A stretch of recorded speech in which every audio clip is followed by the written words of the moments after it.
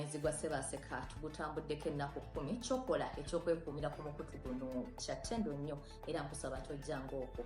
Omwaka tuli mu 2024 era nga gano ge mawulire mu Luganda ng'okugakusomera nze Divine Mercy Nalwanga muzzukulu wa Mugema.